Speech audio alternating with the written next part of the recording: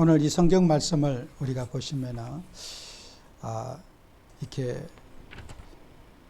그 가인의 길, 또 발람 선지자, 고라의 자손 11절에 보면은 그런 사람들이 구약에서도 하나님을 믿으면서 실패한 사람들의 모습을 여기에서 말하고 있습니다.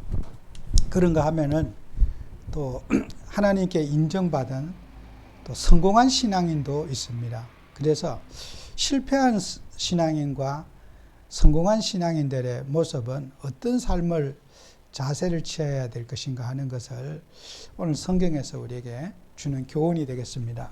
그래서 우리가 하나님 믿는 우리에게, 저와 여러분은 구원받은 정표가 있어야 돼요.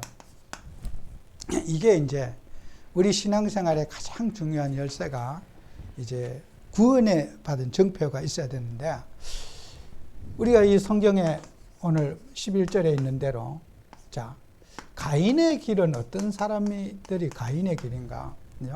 이 창세기 4장의 1절에서 있는 그런 말씀이죠. 창세기 4장의 사건이. 가인과 아벨이 예배를 드렸는데, 가인의 예배는 하나님 받지 않고 아벨의 예배는 받았단 말이에요. 그래서 가인은 뭐냐? 예배 실패한 자입니다. 예배 실패는 인생 실패가 되어져요. 예배 성공은 인생 성공이 되어지거든요. 그래서 예배를 실패했다는 것은요, 인생의 모든 것이 실패할 수밖에 없는 그런 삶을 살 수밖에 없는 거예요. 성도는 무조건 예배에 성공하고 예배 중심으로 살아야 돼요. 이게 성공하는 길인데, 가인은 피제사를 드리지 않고 동생 아벨은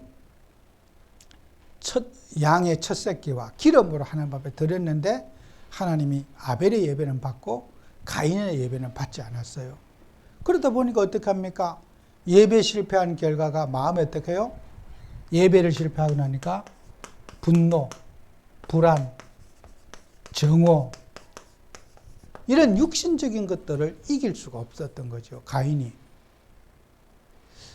하나님은 예배를 통해서 은혜를 받아서 세상을 이길 수 있는 영적인 힘을 공급받았다라고 했는데, 가인은 인간에게 가지고 있는 이런 탐욕, 불안, 염려, 갈등, 정오를 이기지 못해서 동생을 돌려 죽이게 되는, 어떻게 보면은 가장 안 좋은 사건이 일어나게 된 거예요. 그러면 이 세상 우리가 사는 사람들도 마찬가지예요.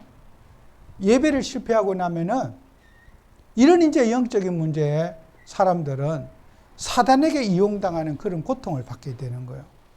그래서 여러분은 예배 실패는 인생 실패다. 또 예배 성공은 인생 성공이다. 이걸 여러분이 깨달아야 돼요. 그래서 가인의 문제는 예배를 실패한 문제다. 그죠? 다른 문제가 아니에요.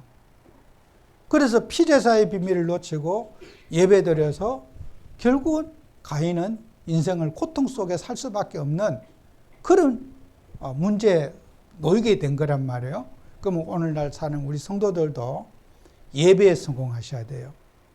그래서 지금 우리가 코로나19가 전 세계에 퍼져서 예배를 드리지 못하는 나라들, 호주에도 전혀 모임을 가질 수가 없다고 그러더라고요. 이번 주에도 일본에 선교사님 들으니까 일본에는 전혀 그런 제약이 없대요. 그냥 방역수칙을 각 교회들이 잘 지키기 때문에 일본에는 코로나 전이나 코로나 이후나 예배에 어떤 규제가 지금까지 하나도 없었대요. 한 번도 없었대요. 각 도시별로 제가 선교사님과 이번 주에 같이 통화를 하면서 그런 얘기를 하시더라고요. 그런가 하면은 지금 우리가요, 여러분 예배를 인터넷으로 드리고 이렇게 대처하다 보면요, 결국 신앙생활 전체는요 다 무너지게 되어 있어요. 예배는 우리의 삶이요, 시간과 몸으로 드리는 예배가 온전한 예배가 되는 거예요. 제가 이번 주에 파키스탄과 그 4개 나라, 4개 지역에 신학교에 또 월화수 강의가 10시간 있거든요. 이제 비대면인데. 거기에 지금 갈 수도 없고 모일 수 없으니까 이렇게 학교는 운영해야 되니까 또 제가 오래전부터 부탁을 받았지만은 지난번 러시아에 또 10시간 강의하고 또 이번에 내가 기도하다가 막 전화 왔길래 얼뜻게 허락해서 제가 급조해서 월요일부터 수요일까지 하기로 했어요.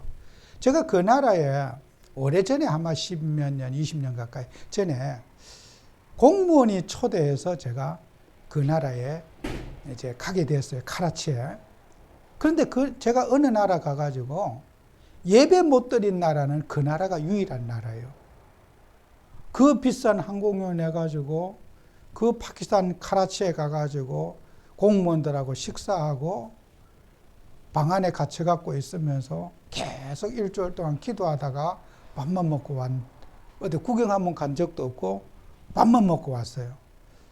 이게 공무원들의 또 특색이 원리 원칙적이잖아요. 또 내가 초대한 이 나라에는 예배를 드리지 말라고 하는데 내가 초대한 목사 가서 예배를 드리게 되면은 자기 직장에 또 어떤 그 신상의 위기감이 있지 않겠어요? 구경하면 나는 바깥에 구경하면 다닌 적도 없고 밥 먹고 방 안에서 일주일 동안 기도하고 왔어요. 제가 20년 동안 전 세계를 다니면서 그렇게 갔다 온 케이스는 그 나라가 처음이에요. 그러면 그래요. 여기는 예배 드리고 예배 교회란 한 적도 없다는 거예요. 그래서 대사관 직원들이 운영하는 그 건물에서 일요일 날 평신도가 설교와 예배 드리는 그게 유일한 거라는 거예요. 물론 뭐 거의 거짓말인지 사실인지 저는 알 수가 없어요. 이제 공무원들은 뭐 내가 직장과 이런 것 속에서 이렇게 좀 자기 신상이 불안해서 그럴 수 있겠죠. 근데 제가 그날 거기 가서 예배 한 번도 못 드리고 거기서 기도했어요. 근데 그 나라만 생각하면은 지금도 깝깝하죠. 그런 나라 어떻게 될까? 저 모슬렘과 저 파키스탄 지금 테러를 얼룩진 저런 나라들 어떡할까? 늘 마음속에요. 제 한 구석에 차지하고 있는 가슴이었어요. 그 나라 강의해달라는데도 기쁘지 않더라고. 그렇게 마음속에. 그래서 저도 모르게 어떤 보이지 않는 상처가 있었는 것 같아요. 그래서 제가 기도를 계속 하면서 그 4개 지역에 이제 인터넷 신학교를 지금 이렇게 복음을 전하는 지금 하고 있는데 우리가 하나님을 하면서요. 그들은 예배를 드리고 나면 그들의 말로 그래요.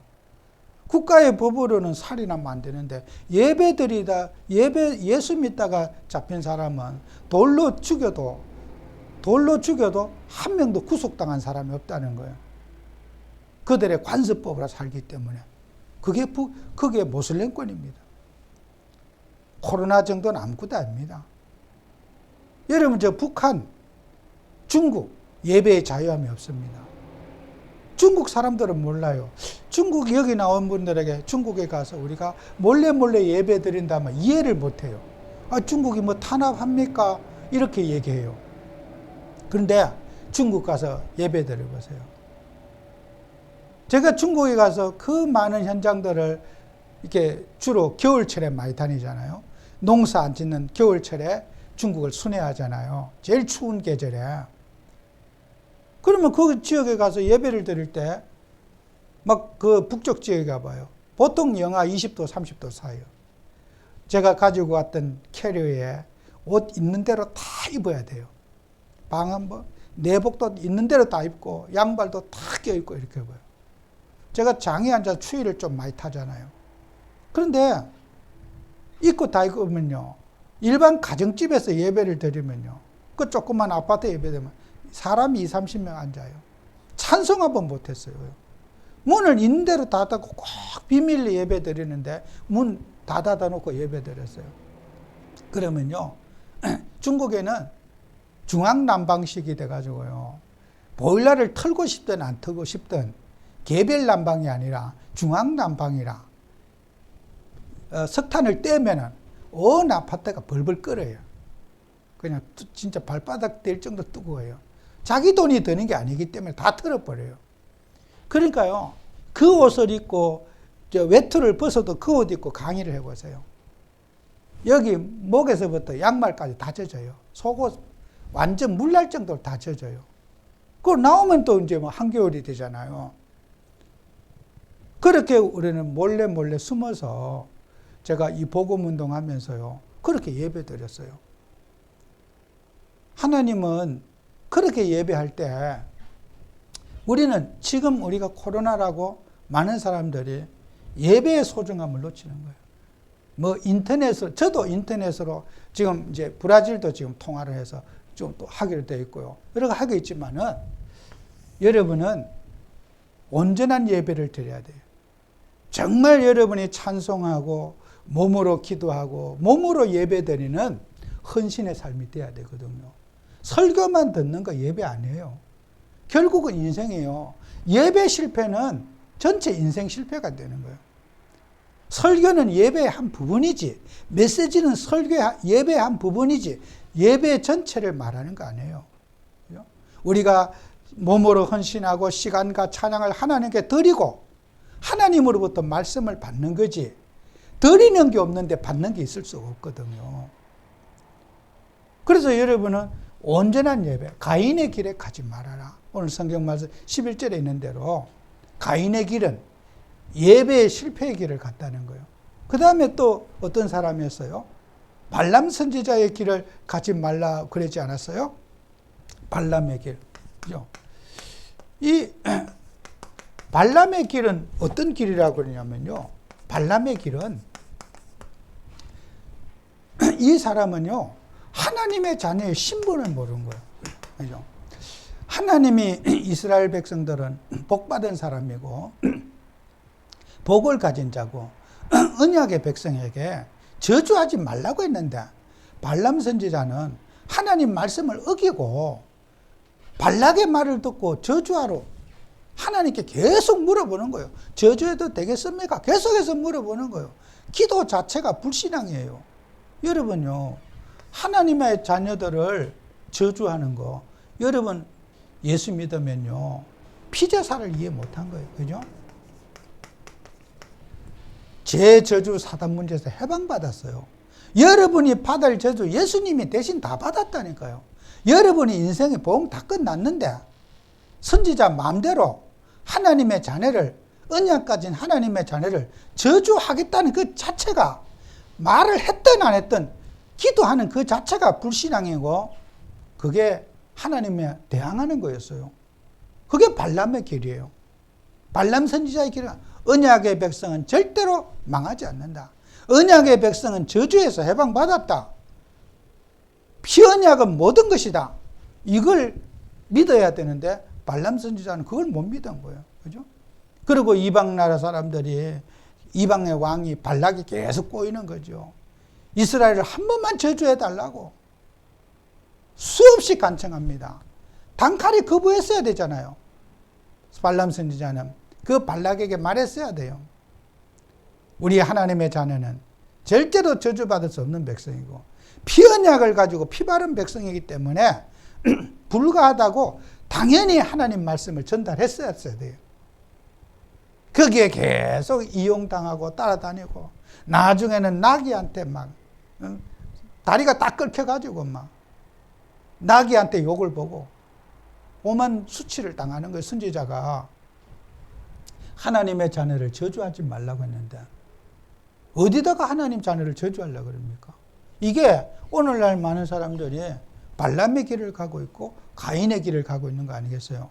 또 여러분요, 고라의 길은 뭡니까? 여기에 고라의 길은요, 반역이요. 모세를 비롯해서 모세가 그 레위 지파, 이 고라가 레위 지파예요. 예배하고 하나님의 뜻을 따라야 될 레위 지파가 그 베냐민 지파 사람하고 합쳐가지고 패거리를 형성해가지고 모세를 대항하는 거예요. 하늘에서 불이 내리고 고라와 그의 자식들을 싹 다 잡아 삼킨 거예요. 하나님의 일을 도전하는 거예요. 그죠? 정치적으로 우리끼리 세를 과시해서 하나님의 일을 출애굽한 이스라엘 백성들을, 광야에 있는 이스라엘 백성들에게 불신앙을 조작하고 백성들을 분열시키고 여기에 죽은 사람이 얼마나 많습니까? 이 고라의 반역의 길에 들었던 사람 하나님이 용서 안 하고 다 죽여버렸어요. 그 죽은 숫자만 해도 어마어마한 숫자가 오늘 성경 그 말씀 민수기 16장 49절에 그 말씀이 있거든요. 14,700명이 죽었다고 했어요. 14,700명이 고라의 반역을 통해서 죽었다는 거예요. 광야 생활하면서. 여러분, 우리가 이 땅에 살아가면서요, 이렇게 인생을 살아가기 때문에 실패할 수밖에 없는 거예요. 하나님 앞에 가장 성도들이 중요한 게 예배의 삶, 예배운동. 예배운동을 통해서 우리는 세계복음하는 거예요. 돌아다니면서 전도하는 그걸 갖고 세계복음하는 거 아니에요. 초대교회는 예배운동 통해서 전도했어요. 예배운동이 전도였어요. 예배 실패하는 사람이 돌아다니면서 전도한다? 그거는 말되지 않는 소리예요. 예배에 성공하는 자가 예배운동을 후손에게 계속해서 예배드리는 습관들을 후대에게 물은 게 세계복음화예요. 예배 실패하면서 전도하러 다니는 것은 그거는요 완전 막이 들린 거예요. 오늘 많은 사람들이요 예배도 안 드리면 전도하러 다닌대요. 심지어는 선교사님들도 예배 실패하면서 선교한대요. 그게 어떻게 전도가 되겠습니까? 우리는 예배를 물려주는 거예요. 예배 드리는 습관, 예배를 물려주는 게 세계복음하고 성경적인 전도예요. 우리는 프로그램이 아닙니다. 말씀운동, 예배운동입니다. 우리는 그래서 말씀운동 그러지만은 결국 예배운동이에요. 그래서 여러분들은 예배운동의 소중함을 꼭 발견해야 돼요. 어떤 상황에도 죽음의 위기가 와도 우리 대한민국에 이렇게 복음운동이 진행되는 가운데 정말 6.25도 겪었고 저는 또 할머니, 할아버지들 그 세대들의 간증도 많이 어릴 때 들었어요. 제가 어릴 때 섬기던 그 목사님, 사모님 저는 북한에서 오신 분인데 그 북한에서 이제 넘어올 때 그게 제가 했던 그 사모님 맏딸이었대요. 그 북한에서 평양에서 이제 한데 딸 동생들 데리고 다 피난 가라고 이제 짐 싸갖고 다 해갖고 보냈대요. 아무리 아버지가 안 오시더래. 그래서 이제 동생들 내려가라고 해놓고 아버지 찾으러 간다고 다시 자기는 돌아갔대. 그래서 아버지 찾으러 이제 갔더니 찾을 곳이 없대. 그래 교회를 가봤더니 아버지가 강단 앞에 무릎 꿇고 딱 기도하고 계시더래. 그래서 아버지가 눈 뜰 때까지 기다렸대. 일어나실 때까지. 아무리 기다려도 아버지가 딱 무릎 꿇고 눈 감고 계시는데 안 일어나더래. 그래서 기다리다 안 돼서 아버지한테 가가지고 아버지하고 살 건드니까 아버지가 쿵 하고 넘어지시더래. 북한의 인민군들이 아버지 머리 정수리에다가 총을 놔가지고 거기에 이렇게 무릎 꿇은 상태에서 총 맞아서 딱 죽었더래요. 그냥 건드니까 쿡 넘어지더래요. 그 내려오셔가지고 한국에 복음운동하고 전도운동하고 그 남은 나이가 연세가 많으셔가지고 이제 막 완전 고령이 된 그런 이제 실대 아닙니까? 시골 교회에 교회가 담임 목사가 없는 그 교회에 와서 봉사하고 계시다가 이제 임종 전에 이제 미국에 가셔가지고 아마 천국 가셨을 거예요. 그 집안의 자숙들이 8명이 그 당시에 목사님이 나왔어요. 그 사모님의 자식들 8명이 목사가 나왔어요. 그게 작은 일입니까? 그 아들이 또 이제 아들이 목회하고 미국에 가셨는데 아들이 시골에 교회 없는 교회 짓다가 지붕에 서리 떠놓고 하다가 떨어져 가고 다리가 부러져 버렸어. 그래 그 아들이 미국 가서 교수도 하고 목회를 하시고 나중에 이제 임종 때 그 가서 이제 아들이 모시고 갔어요. 여러분 우리 한국교회 보세요. 그 유교적인 어려움 속에서 오지에 가서 하나님 앞에 예배운동을 펼친 신앙인들 때문에 우리가 이렇게 지금 편안하게 예배드릴 수 있는 거예요. 그런 헌신자들이 없었으면은 이 자리까지 우리가 편안하게 예배드릴 수 있는 환경이 올 수가 없었던 거예요. 저는 지금도 제 마음속에 가장 존경하는 목사님 중에 한 분이에요. 사모님, 한 분이에요. 그 시골의 노인들, 시골에 농사 짓는 분들, 그 농사도 한 번도 지어보지 않은 그 목사님은 학교 교육자로서 평생을 일했던 은퇴하신 분이에요. 그야말로 진짜 왕자로 살아왔던 유복한 집에 살은 사람이에요. 그 시골의 농부들, 글도 모르는 사람한테 그 사모님은 밥 매는 거 이런 거 안 해보셨잖아요. 풀 뽑는 거. 농부들 가정집에 가서 일도 도와주면서 그렇게 시골 사람들을 전도했어요. 그런 분 때문에 우리 집 같은 사람이 나타난 거예요. 그런 분들이 있기 때문에 그 얼마나 어려움 당하고 고생한 사람 위로해주고 와서 예배 드려주고 상담해주고 그래서 우리 같은 목사 같은 저 같은 목사가 태어나게 된 거예요. 그런 분들이 있었기 때문에. 그런 우상의 불모지에 유교적인 시족들이 사는 집안 동네에 어디에 그 예수 믿는 사람이 나올 수가 있습니까?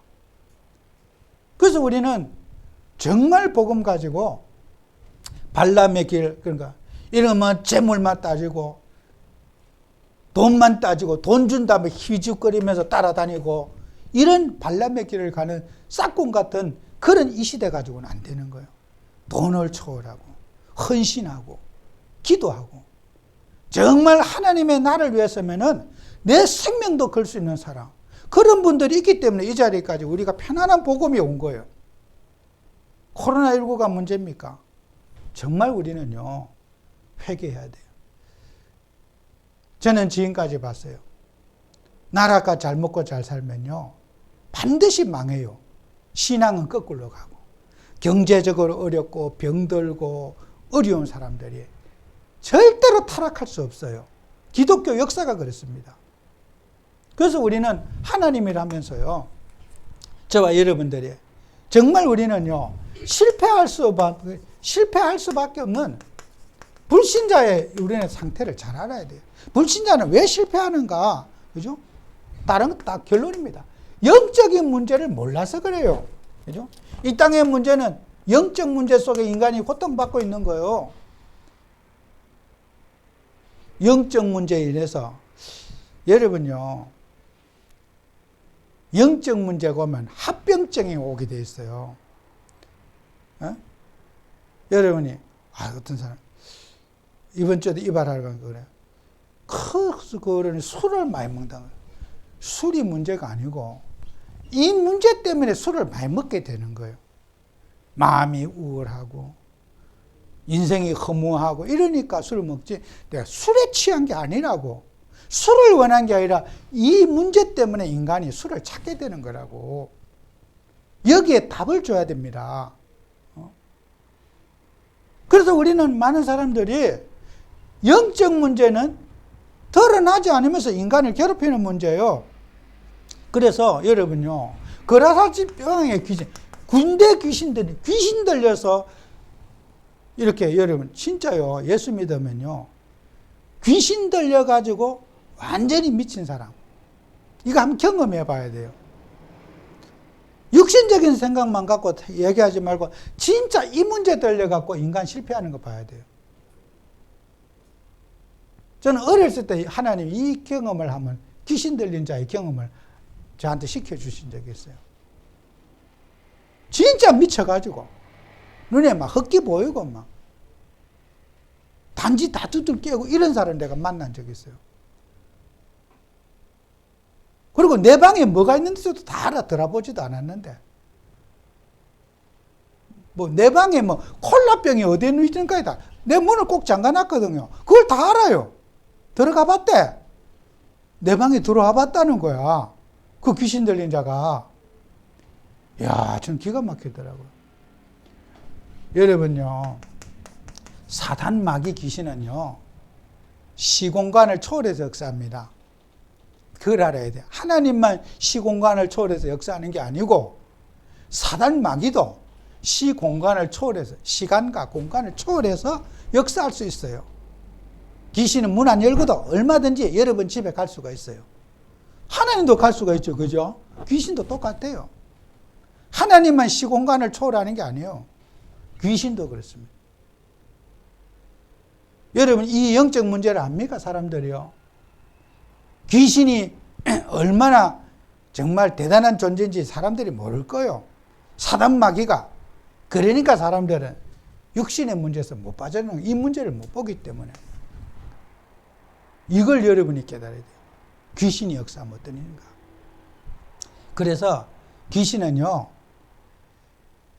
총합적인 인간의 문제를 줄 수 있는 능력을 갖고 있어요. 예를 들어서요, 어떤 몸이 아픈 분이 있다. 예전에 제 모친이 콩팥이 안 좋으면요, 이렇게 투석을 하잖아요. 의사 말이 그래요. 콩팥으로 인해서 죽지는 않는다는 거예요.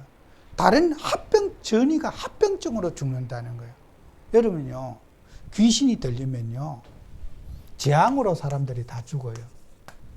그게 특색이라. 재앙과 사고로 다 인간이 실패해요. 귀신이 들리면은. 그래, 인간의 과학으로, 이성으로 이해할 수 없는 사건들이 계속 터지는 거야. 왜 그럴까? 아무리 생각해도 이해가 안 가는 거야. 왜 저 집에 저럴까? 저 인생이 왜 이럴까? 영적 문제. 이게 본질은 이거고 귀신으로 해서 합병증으로 죽어버려요. 인간은 실패해버려요. 우리가 어떤 부주의에서 오는 문제가 아닙니다. 이 문제거든요. 그래서 우리는 불신자들을 잘 알아야 돼요. 그 다음에 여러분, 그보다 더 중요한 게 있어요. 영적 사실을 또 너무 모르는 거예요. 영적 문제만 모르는 거 아니고 영적 사실을 몰라요. 예수님이 제자들을 변화산에 데리고 올라갔거든요. 변화산에 데려 올라가가지고 기도시키는데 제자들이 졸다가 헛걸 봤어요.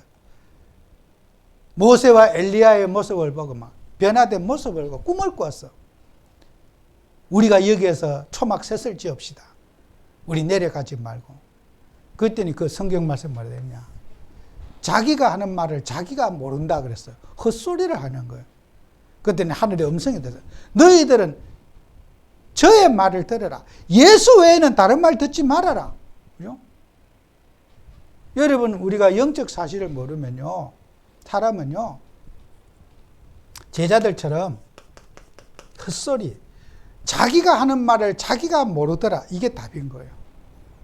불신자들이 떠들지만은 내가 뭘 떠드는지 몰라요. 혼자 똑똑하고 잘나고 막 계속 이론을 대고 떠드릅니다. 그런데 그 떠드는 게 의미 없어요. 헛소리예요. 그죠? 우리는 주님의 말씀을 들을 때 인생에 의미가 있지. 세상 사람들은 뭐 토론하고 맨날 말해도 헛소리예요. 다 의미 없는 소리예요. 불신자가 아무리 거품을 물고 밤새도록 토론해봐야 헛소리예요. 왜요? 영적 사실을 모르기 때문이죠. 우리가 들어야 될 하나님의 말씀을 제쳐놓고 엉뚱한 세상 소리 갖고 막 세상 가치관, 세상 논리 갖고 계속 찌끄리는 거예요, 인간이요. 그게 변화산의 제자들의 모습 아닙니까? 베드로, 요한, 야고보 세 사람이 졸고 있다가 헛소리 하는 거예요. 예수님하고 아무 관계도 없고 주님하고 관계도 없는, 그러면서 그 성경 말씀가 오직 예수 외에는 아무것도 보이지 않더라. 그죠? 눈 뜨고 보니까 예수 외에는 아무것도 보이지 않더라. 주님의 말씀을 들어야 되는데 엉뚱한데 지금 사람들이 다 빠져 실패하고 있는 거예요. 이게 불신자가 실패할 수밖에 없는 이유예요. 그렇기 때문에 영적 사실을 모르기 때문에 인간은 영적으로 실패할 수밖에 없는 거예요. 그러니까 사람들은 어떻게 됩니까? 지옥에 갈 수밖에 없잖아요. 그죠? 그래서 우리가 여기에 오늘 유다서 1장 13절에 자기의 수치의 거품을 품는 바다에 거친 물결이요 영원히 예배된 캄캄한 흑암으로 들어갈 유리하는 별들이라. 이게 이제 막 지옥 가는 열차를 탄 거야. 불신자는 지옥에서 못 빠져나는 거야. 유다서 1장 13절의 말씀처럼 흑암 속에 이제 가게 되는, 흑암 속에 살다가 흑암의 본향이 어딥니까? 본거지가 지옥이에요. 그 지옥에 가는 날까지 이 사람들은요, 세상에서 고통의 맛을 보다가 영원한 고통에 떨어지는 게 지옥입니다. 그죠? 불신자들이 갖가지 고통 속에 살다가 결국은 영원한 고통 속에, 형벌 속에 빠지는 게 지옥이 아닙니까? 그죠? 그게 불신자가 망하는 거죠. 그래서 여러분은 다른 거 압니다. 복음은 뭡니까? 복음은 구원입니다. 그죠? 우리 예수님을 믿는 우리는 구원이에요. 그래서 여러분, 우리가 복음이 될 때 사도행전 8장 4절에서 8절에 보면은 사마리아를 우리가 볼 수 있잖아요. 사마리아의 각색 병자, 귀신 들린 자 복음 들어가니까 예수가 그랬더라고 증거하니까 어떻게 됐습니까? 온 성의 기쁨이 다 있더라. 그죠? 복음은 치유입니다. 그죠? 모두가 살아나는 게 복음이에요. 그 여러분요, 이 복음 이거 한 가지 못 누리면요, 이 복음은요 만병통치약이야. 그래서 어떤 문제도 복음이면 다 되기 때가 있어. 그러니까 여러분이 가지고 있는 인생 문제, 이 복음 안에 사마리아 같은 도시가 그리스도 하나로 완벽한 치유가 일어났어요. 그죠? 그렇다면 여러분의 인생도 마찬가지예요. 사마리아의 복음은요, 갖가지 내가 설명할 수 없는 모든 골치 아픈 문제, 그리스도는 끝이에요. 여기에 대한 우리가 사마리아에 대한 답을 가져야 돼요. 그죠? 우리 집에는 막 골치 아픕니다. 그 골치 아픈데도 예수는 그리스도예요. 내가 골치 아프지 복음이 골치 아픈 게 아니거든요. 그래서 여러분, 구원이 뭡니까? 사탄의 손에서 해방받는 게 구원이에요. 여러분, 우리가 요한복음 16장 11절에 심판에 대하여 하면 세상 임금을 심판함이라고 했거든요.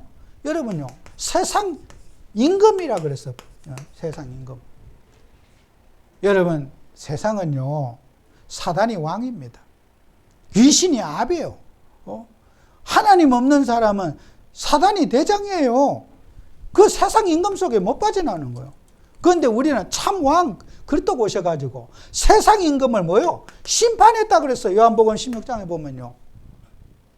예수 그리스도 오시면서 세상 임금이 가짜 왕이 심판당하고 예수가 이 땅에 참 왕으로 오신 거예요. 우리의 왕이 예수님이에요. 늘 예수님 찬양하고 예수님 생각하고, 제가 늘 말씀드리잖아요. 여러분이 세상에서 일하는 거 진짜요. 내가 일하는 거 1%만 예수님 붙잡아도 기적이 일어날 거예요. 1%만 1%. 그냥 순간이라도 하루 동안에 예수님 한 순간이라도 묵상하면요, 그날은 하루 종일 은혜 될 겁니다. 그런데요, 예수 씻은 물도 생각 안 나요. 그게 우리 인생이라. 세상 임금 쫓아가는 이 습관 때문에 참 왕이신 그리스도 한 번만 생각하면 역사 일어나는데 그걸 우리가 놓치는 거예요. 복음이 문제가 있는 게 아니거든요. 우리는 세상 임금 속에 살던 노예된 습관이 문제가 되는 거예요. 사단이 우리를 예수님 붙잡도록 놔두지 않아요. 늘 육신의 논리 속에, 여러분의 생각 속에 사단은 끌고 가기를 원하고, 종에서 해방받은 여러분도 과거의 정을 못 끊게 하고, 과거 내가 저거 30년 동안 부려먹었던 인간인데 내가 놓아주기가 사단이 너무 아까운 거야. 미련이 있어서 마귀가 또 하나님 자녀를 발목을 잡아요. 야, 나하고 옛적을 생각해서 조금 살자. 이혼을 했더라도 우리가 그저 얼굴에도 안 보고 커피라도 한 잔 먹자. 마귀가 찾아와갖고 친근하게 우리를 발목을 팍 잡아요. 야, 그래도 이렇게 싹 끊으면 되냐? 그래도 영혼은 남겨야지. 마귀가 해방받았는데, 우리는 이미 끝났는데 사단이 우리 인생의 발목을 잡아요. 그래서 창세기 3장 15절에 뭐라 되어 있습니까? 발꿈치를 상하게 한다고 그랬거든요. 인간의 하나님의 일을 하는데 태클을 그거 발목을 잡는다는 거예요. 고통을 준다는 거예요. 여인의 후손과 하나님의 자녀와 마귀는 인간을 늘 태클 거는 거예요. 사단은. 이 세상 임금 속에 못 빠져나오게 만들잖아요. 그게 사단의 본질입니다. 그래서 여러분은 세상 임금을 이제 알아야 되겠죠. 여러분들은 뭡니까? 지옥에서 해방받았어요. 우리 하나님의 자녀들이야. 여러분이 영원한 형벌에서 여러분 누가복음 23장에 있는 말이죠. 23장 43절에 예수님이 십자가에 달릴 때 강도 둘이 옆에 양쪽으로 딱 호위무에서 딱 같이 달려서 세 사람이 한꺼번에 이제 그날 사형식을 하는데 그 한편 왼편의 강도는 네가 그리스도면 하나님 유대인의 왕이면은 나를 구원해 보라고 조롱을 하고 같이 매달려 죽어가면서 또 한편 이 매달린 사람은 당신의 나라가 임할 때 나를 구원해 달라고 예수님께 부탁했어요. 오늘 너가 나와 함께 낙원에 있으리라. 십자가 위에 있는 강도는 예수님을 맞이한 사람은 구원을 받았고 한 사람은 지옥에 갔어요. 그처럼 여러분은 예수 그리스도의 복음은 구원입니다. 우리 인생의 세상의 모든 것 다 실패해도 구원받은 십자가의 강도는 최고의 인생을 산 거예요. 세상에 뭘 남긴 게 없고 한 게 없고 아무것도 없어요. 구원보다 더 가치 있는 게 어디 있습니까? 구원보다 더 좋은 게 없고 구원이 세상의 최고의 복인 거예요. 최고의 복을 받은 사람이에요. 여러분은 이 세상에 살면서 우리는 뭘 일을 잘하고 못하고 아닙니다. 구원받았다는 그 자체가 최고의 인생에 복받은 사람이에요. 그래서 구원받은 우리들은 자 마지막으로 우리 구원의 정표를 붙잡아야 된다고 했잖아요. 여러분 그리스도라고 하는 표적을 붙잡고 살아야 돼요. 그게 뭐예요? 여러분이 그리스도라는 표적이 뭐예요? 노아 시대 때 이 에녹이에요. 오늘 성경 말씀인데 에녹이 뭡니까? 죽음을 보지 않고 하늘나라 올라간 사람이에요. 부활의 소망이죠. 멸망받는 시대에 하나님이 에녹이라는 메시지를 준 거예요. 육신 논리에 썰자면 너는 구원을 받아라. 에녹이 하늘나라 덜 올라간 각을 받지 않느냐. 이 세상의 문제가 다 이고 너희들은 구원받아야 된다. 하나님은 에녹이라고 하는 표적을 줬어요. 노아 시대에. 에녹을 봐라. 우리 가족 중에 에녹이 하늘나라 모든 백성이 본다 들림받아 올라갔어. 이 세상이 다 가이고 하나님 나라.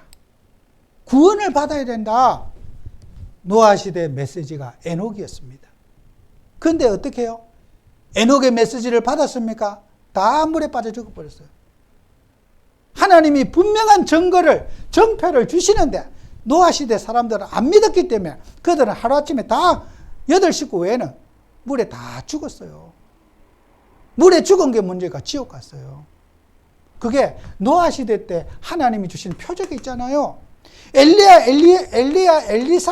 엘리야 시대에 뭐가 있습니까? 엘리야가 회림을 타고 하늘에 올라갔어요. 그죠? 그게 무슨 쇼한 겁니까? 구원받아라.